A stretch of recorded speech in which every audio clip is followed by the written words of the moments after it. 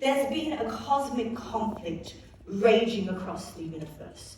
Lucifer, who is the light bearer and the highest of all angels, convinced a third of the heavenly hosts to follow him into darkness. What he hadn't realized, of course, was that once you separate yourself from the Almighty, you no longer shine, because we are simply a reflection of his light. Well, of course, Lucifer called foul. He called the Almighty a tyrant and a dictator. And sin was born. Because it was never enough for Lucifer. He always wanted more. He wanted to be God. Now you're probably wondering what all this has to do with Earth. Earth was created by the Word of the Almighty. And into it, or out of it, he formed the very first man, which he named Adam, and he breathed in the breath of life. And from Adam, he created the very first woman, Eve. Now, we angels were shielded from the future at this point until a choice was to be made.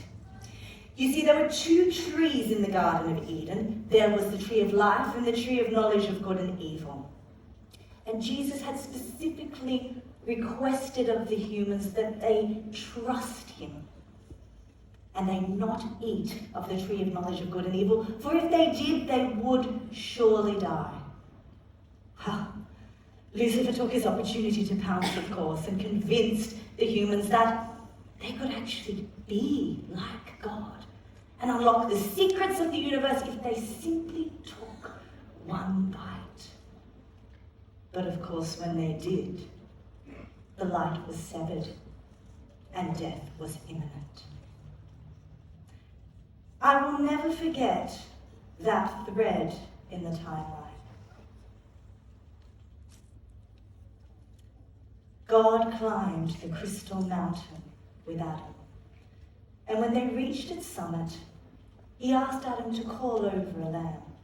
Now the lamb, knowing the sound of its master's voice, eagerly trotted up, its little woolly tag wagging, it looking up with such trust. And then Jesus asked Adam to take the lamb's life. God, what's all this red stuff? Is the lamb going to die? The lamb began to squiggle and squirm as the blood started to ooze. Yes, Adam, the lamb is going to die. Adam's eyes began to blur. God, my eyes are melting. Am I going to die too? Yes, Adam, you are going to die too. And as the lamb fell limp in Adam's strong arms, he looked up into the eyes of the Almighty and saw that his eyes were melting too. God, your eyes are melting. Are you going to die too? Yes, Adam, I'm going to die too. Heaven fell still. Within a moment, the rescue mission was revealed, beginning, middle, and end simultaneously. Earth had fallen.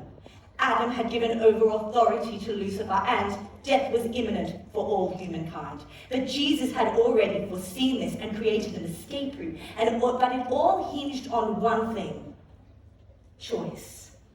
The plan was simple. Jesus would have to come to earth. But not on a shooting star or in a blaze of glory. No, it had to be much simpler than that.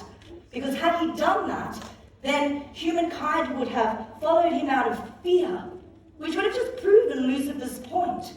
So no, he came as a simple infant with no power, no prestige, simply him.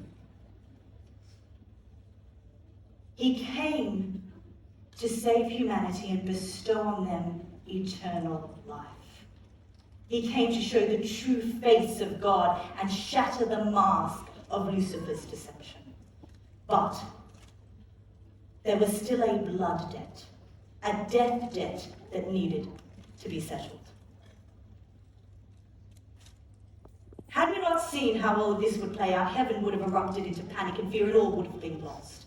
The almighty creator of the universe, whose very thought had created the earth, the very breath who had breathed life into humankind, was now to be sacrificed upon it by the very creatures he had created. It was unthinkable.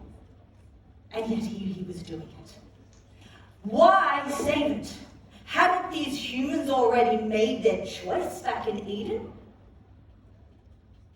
Why couldn't we just allow sin to implode on itself? Why save them?